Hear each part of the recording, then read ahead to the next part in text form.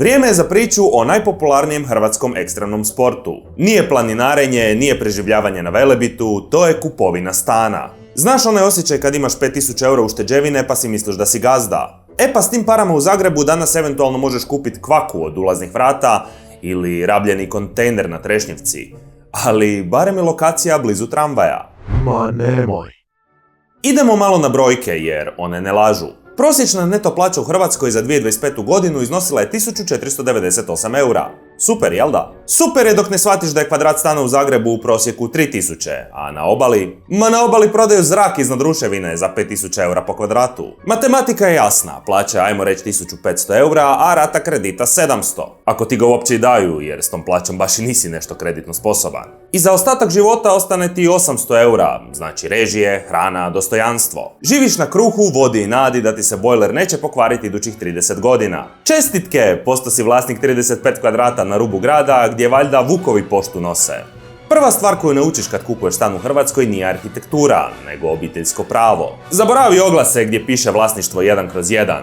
To ovdje ne postoji, to je mit kao i pošten političar ili jeftina kava na Stradunu. Kad i nađeš stan koji ti se sviđa, shvatiš da je vlasnik zapravo stric koji je pobjegao u Argentinu '45. i nikad se nije javio, baba koja je umrla '97. ali oporuku ostavila na nekom starom računu, i 3 rođaka iz Smrdelja koji ne pričaju već 20 godina zbog jedne masline, a sada polažu pravo na tvoj budući hodnik. Agent će ti reći kako se to da riješiti za tjedan dana. Logično da laže. To se rješava sve dok ne izgubiš kosu, dok ti djeca ne završe faks, a ti na kraju kupuješ stan od 14 različitih ljudi od kojih svaki ima svoju cijenu i svoju životnu dramu. Na kraju ugovora više ne trebaš pečat, nego egzorcista. Idemo malo proći i hrvatske oglase. Ovo mi je bila jedna jako zabavna igra. Šarmantan studio apartman. Znači da spavaš u kuhinji, a tuš kabina ti je ujedno i ormar. 12 kvadrata luksuza za samo 80.000 eura. Jebote. Pa ćeli u Švedskoj su luksuznije. Potrebna mala adaptacija. To u prijevodu znači da fali pola krova, a struju je osobno Tesla provlačio. Zidovi imaju toliko gljivica da ti ne treba TV. Samo sjedneš, gledaš u kut i pratiš kako se razvija nova civilizacija. Vjerojatno će izmisliti kotač prije nego što ti otplatiš prvu ratu. Mirno okruženje. Znači, prva trgovina je 2 županije dalje, a prvi susjed je Medvjed. Ako pak piše blizina svih sadržaja, to je još teži zajeb. U vrtić se ide helikopterom. Škola je blizu ako dijete trenira maraton. A parking? To je već u sferi znanstvene fantastike. Tamo ljudi glavu gube zbog pola metra nogostupa. Ako nađeš parking cca 500 metara od stana, to je događaj ravan onom kad pronađeš parking ispred bolnice u 8 ujutro. Znači, čisto božje ukazanje. Odmah zoveš svećenika da ti posveti to mjesto. Zove se rodbina, pečeš janje, jer i sam znaš da se ovaj događaj više nikad neće ponoviti. E sad idemo na moj omiljeni termin u oglasima. Exclusive luxury. Prevedeno, zgrada koja izgleda kao malo prije spomenuti kontejner, ugurana između 2 stare kućice, tako da možeš susjedu pored ugasiti TV kroz prozor. No što dobiješ za impresivnih 4500 eura po kvadratu? Troslojno staklo i karton, da bolje čuješ kako susjed iznad tebe piša i sere u 3 ujutro. Pametni stan koji je toliko pametan da se zaključa sam kad shvati da nemaš više para na računu. I naravno, garažno mjesto koje je toliko usko da iz auta moraš izlaziti kroz šiber. Ako nemaš šiber, jebi ga. Onda živiš u autu, ali u garaži. E sad, ukoliko nemate za exclusive luxury, onda imate za rabljeno. Valjda. Posebno je zanimljivo slušati kako vlasnici prezentiraju svoje odaje. Vid mali, stan je zmaj. Tu ti je živio moj stric. Ova cijev malo vlaži, ali to ti je prirodni ovlaživač zraka. Dobro je za sinuse.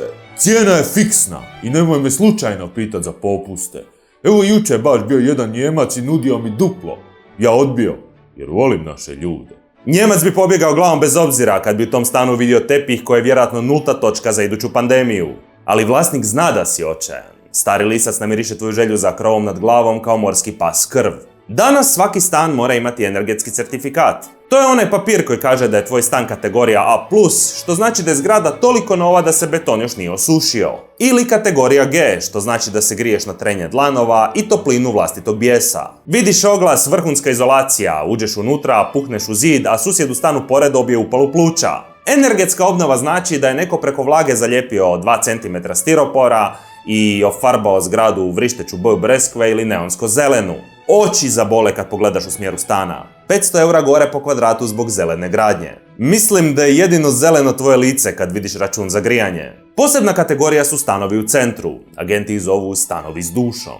Pa to vjerojatno znači da su zidovi nagnuti pod kutom od 20 stupnjeva. Svaki put kad prođe tramvaj tebi padne slika sa zida ili pola žbuke, a podrum miriše na kombinaciju vlage iz 19. stoljeća i neostvarenih snova. Ali bitno je da si u centru. Možeš pješke do trga, što je zapravo super jer i onako nemaš gdje parkirat auto osim ako ga ne preklopiš i staviš u neki ruksak. To što ti je kupaona zapravo pregrađeni dio hodnika, a bojler ti visi iznad glave kao giljotina, to se zove europski šarm. To plaćaš 4000 eura po kvadratu. Duša košta, jebi ga. Super su mi i ove više ne tako nove šeme, kupovina stana koji još i ne postoji. Dođeš na livadu, vidiš jednu miješalicu i pijanog bagerista, a investitor ti kaže ovdje će biti vaša spavaća soba. Ti mu daješ 50.000 eura kapare za nešto što je trenutno stanište za žabe. Onda iduće 2 godine svaku večer moliš krunicu da investitor isto ne završi u Argentini s tvojim parama. Ili se ne odluči usred gradnje da će umjesto zgrade graditi uzgajalište činčila.